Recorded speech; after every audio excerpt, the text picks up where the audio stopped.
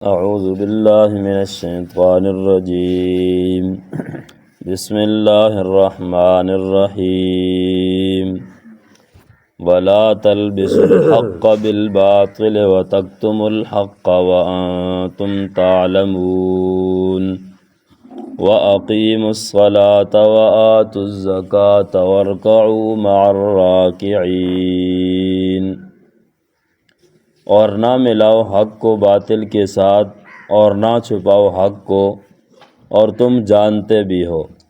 وَأَقِیمُوا الصَّلَاةَ اور نماز قائم کرو اور زکوٰۃ دو اور رکوع کرو رکوع کرنے والوں کے ساتھ۔ وَلَا تَلْبِسُوا الْحَقَّ یہ تیسری نئی ہے، اور اس کا پچھلے مضمون کے ساتھ ربط یہ ہے کہ پہلے فرمایا وَلَا تَكُونُوا أَوَّلَ كَافِرٍ بِهِ کہ خود اس قرآن کا انکار نہ کرو، اس کے کافر نہ بنو، اور یہاں سے فرمایا وَلَا تَلْبِسُوا الْحَقَّ بِالْبَاطِلِ عوام پر حق کو چھپا کر اور حق کو باطل کے ساتھ ملا کر ان کو کافر نہ بناؤ۔ پہلے خود گمراہ نہ بنو، اب فرمایا دوسروں کو گمراہ نہ کرو، ان کو کافر نہ بناؤ، بلکہ حق صاف صاف بیان کرو۔ اسی طرح جو مضمون ہم نے بیان کیا تھا کہ امامت پر، تدریس پر، ان چیزوں پر اجرت جائز ہے، تو اس کے ساتھ ربط یہ بنے گا کہ یہ اجرت کھا کر حق مسئلہ نہ چھپاؤ، بلکہ حق مسئلہ کو واضح بیان کرو۔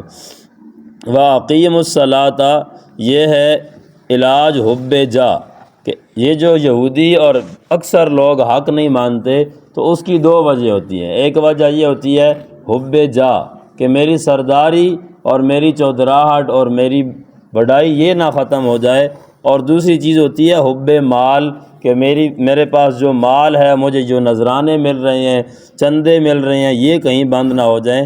تو ان دونوں کا علاج فرمایا وَأَقِیمُوا الصَّلَاةَ کہ نماز قائم کرو۔ نماز قائم کرنے سے کیا ہوگا؟ حب جا ختم ہوگی، عام لوگوں کے ساتھ ایک صف میں کھڑے ہوگے تو یہ اپنا بڑا پن یہ دل سے ختم ہو جائے گا۔ امر خامس وَأَقِیمُوا الصَّلَاةَ قائم کرو نماز، وآتوا الزکاۃ یہ چھٹا حکم ہے، اور یہ حب مال کا علاج ہے کہ مال سے جب زکوٰۃ نکالو گے تو مال کی محبت نکل جائے گی دل سے۔ وآتوا الزکاۃ اور زکوٰۃ دو۔ وارکعوا یہ ساتواں حکم ہے، اور یہ حسد کا علاج ہے۔ صحابہ کے ساتھ یہود کو حسد تھا، اس وجہ سے ایمان نہیں لاتے تھے، کہتے تھے کہ یہ لوگ، یہ غریب فقیر لوگ ایمان لے، ہم ان جیسے ایمان لے آئیں، ہم ان کے ساتھ اٹھے بیٹھیں گے، ہم ان کے ساتھ سب کچھ کریں گے۔ تو وہ حسد کرتے تھے بھی ان کو ایمان کیسے نصیب ہو گیا، ان میں نبوت کیسے آ گئی، بنی اسماعیل میں نبوت کیسے آ گئی، نبوت کے حقدار اور مستحق تو ہم تھے۔ تو اس کا علاج یوں فرمایا وارکعوا مع الراکعین کہ رکوع کرو رکوع کرنے والوں کے ساتھ۔ ان صحابہ کے ساتھ رکوع کرو، تواضع باطنی اپنے دل کے اندر تواضع پیدا کرو، اور مع الراکعین ضرورت صحبت، ان نیک لوگوں کی صحبت اختیار کرو، ان صحابہ کی صحبت میں رہو تاکہ تمہارے اندر بھی نیک جذبات پیدا ہوں۔ ورکعوا کیوں فرمایا؟ اس لیے کہ یہود کی نماز میں رکوع نہیں تھا، تو ایک رکوع خاص ذکر کیا، مراد پوری نماز ہے۔ صحابہ کے ساتھ رکوع کرو۔ اتأمرون الناس بالبر یہ زجر ہے عالم بے عمل پر، جو عالم ہے عمل نہیں کرتا خود، اس پر زجر ہے۔ اتأمرون الناس بالبر کیا تم حکم دیتے ہو لوگوں کو نیکی کا، وتنسون انفسکم اور بھول جاتے ہو اپنے آپ کو، وانتم تتلون الکتاب حالانکہ تم کتاب پڑھتے ہو، تم تورات پڑھتے ہو، انجیل پڑھتے ہو، اور اس میں اس چیز کی مذمت ہے، عالم بے عمل کی مذمت بیان ہے اس کتاب میں، اور تم وہ پڑھتے بھی ہو پھر بھی اپنے آپ کو بھول جاتے ہو اور لوگوں کو نیکی کا حکم کرتے ہو۔ یہ آیت ان یہود کے بارے میں ہے کہ جن سے جب کوئی عوام، وہ یہود علماء، عوام جب ان سے جا کر رسول اللہ صلی اللہ علیہ وسلم کا معاملہ پوچھتے تو وہ ان کو کہتے ہاں یہ سچا رسول ہے، اس کی صفات تورات میں انجیل میں موجود ہیں، تم اس پر ایمان لے آؤ۔ اس کو کہتے ہیں بھی تم ایمان لے آؤ، اور خود ایمان نہیں لاتے تھے، تو اس پر زجر ہے بھی لوگوں کو تو کہتے ہو نیکی کا اور خود نہیں کرتے۔ افلا تعقلون کیا تم سمجھتے نہیں ہو؟ اتأمرون الناس بالبر یہاں ایک حدیث ہے، انس بن مالک رضی اللہ تعالیٰ عنہ فرماتے ہیں رسول اللہ صلی اللہ علیہ وسلم نے ارشاد فرمایا جس رات مجھے معراج پر لے جایا گیا 7 آسمانوں پر، تو میں نے وہاں جہنم میں کچھ لوگوں کو دیکھا، تو قرض شفاہم بمقاریض من نار، کہ جہنم کی کینچیوں سے ان کے منہ اور ان کے ہونٹ کاٹے جا رہے ہیں۔ تو میں نے عرض کیا، میں نے کہا یا جبرائیل من ہاؤلا، یہ کون ہے؟ اے جبرائیل یہ لوگ کون ہیں جن کے منہ اور ہونٹ کاٹے جا رہے ہیں آگ کی کینچیوں کے ساتھ؟ تو پتہ نہیں تھا، اس لیے پوچھا کہ یہ کون ہے۔ تو حضرت جبریل نے فرمایا ہؤلاء خطباء من امتک، یہ آپ کی امت کے خطیب ہیں، یہ آپ کی امت کے مقررین ہیں، یہ آپ کی امت کے واعظ اور بیان کرنے والے ہیں۔ یأمرون الناس بالبر، جو لوگوں کو تو نیکی کا حکم دیتے تھے، وینسون انفسہم، اپنے آپ کو بھول جاتے تھے، خود عمل نہیں کرتے تھے، وہم یتلون الکتاب، کتاب بھی پڑھتے تھے، افلا یعقلون، کیا وہ سمجھتے نہیں ہیں؟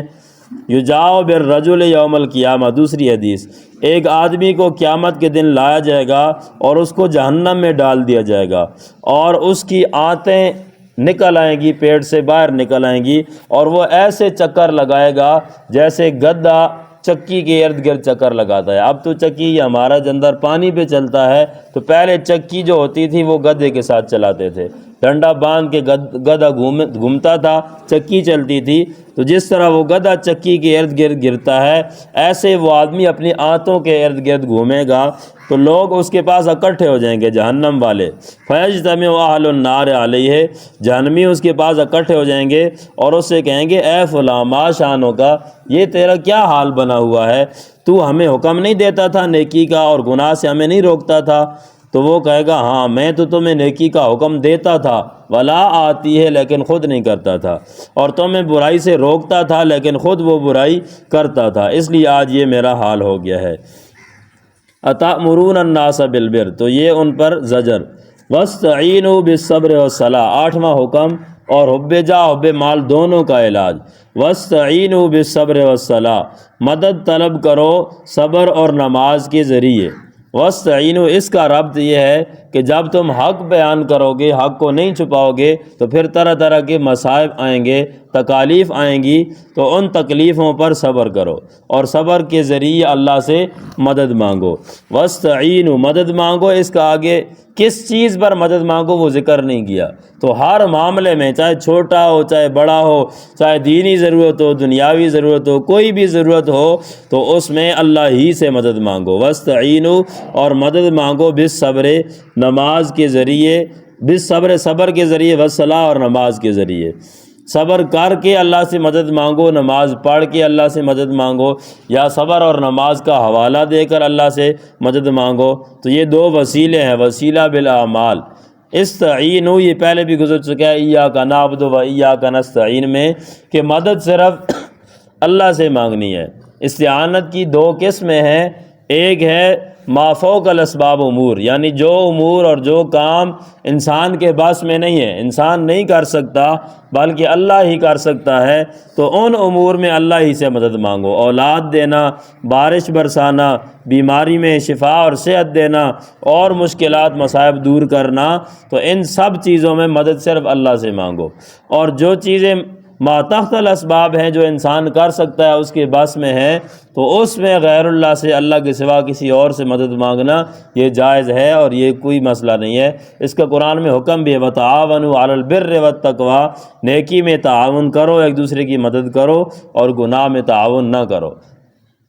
واستعینوا بالصبر والصلاۃ، اور کچھ لوگ کیا کرتے ہیں، وہی تلبیس حق بالباطل، اس دوسری قسم کو پہلی کے ساتھ ملا دیتے ہیں، اور پھر کہتے ہیں جس سے زندگی میں مدد مانگنا جائز ہے، مرنے کے بعد بھی اس سے مدد مانگنا جائز ہے۔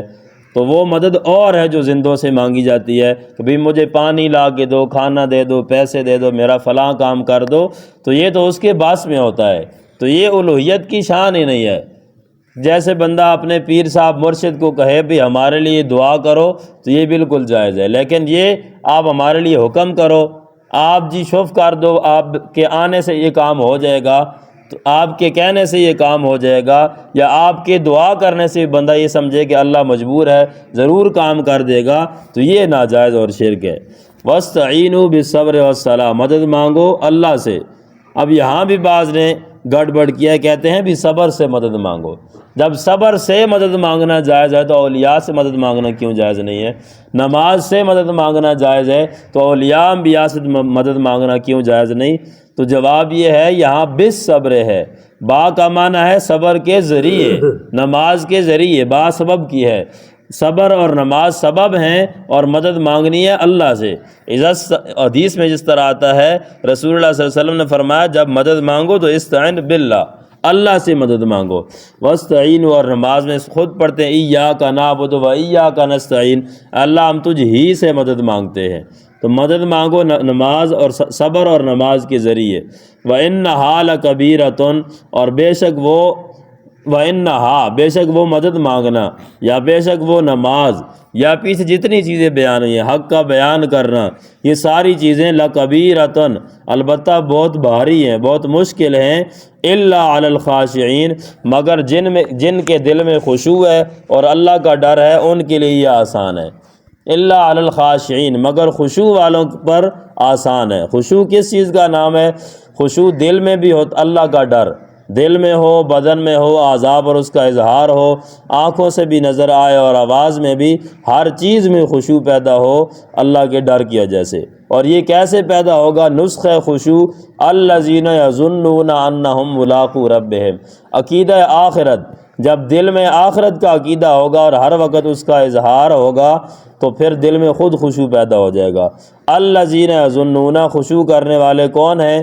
وہ لوگ جو یقین کرتے ہیں انہم ملاقو ربہم، کہ بے شک وہ اپنے رب سے ملنے والے ہیں، یعنی وفات کے بعد اپنے رب سے جا کر ملیں گے اور اس کو دیکھیں گے تو وہ اس خدمت کا انعام دے گا، وہ ان نیکیوں کا صلہ دے گا، تو اپنے رب سے ملنے والے ہیں۔ تو یہ ترغیب ہے۔ وَأَنَّهُمْ إِلَيْهِ رَاجِعُونَ، اور یہ ترہیب ہے۔ اگر ایسے خشوع نہیں پیدا ہوتا نعمتوں کو دل میں پیدا کر کے، تو پھر عذاب کو اس کو سوچ کر اپنے دل کے اندر ڈر پیدا کر لو۔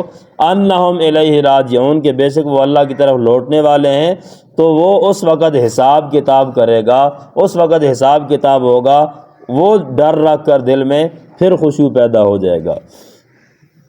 وآخر دعوانا الحمدللہ۔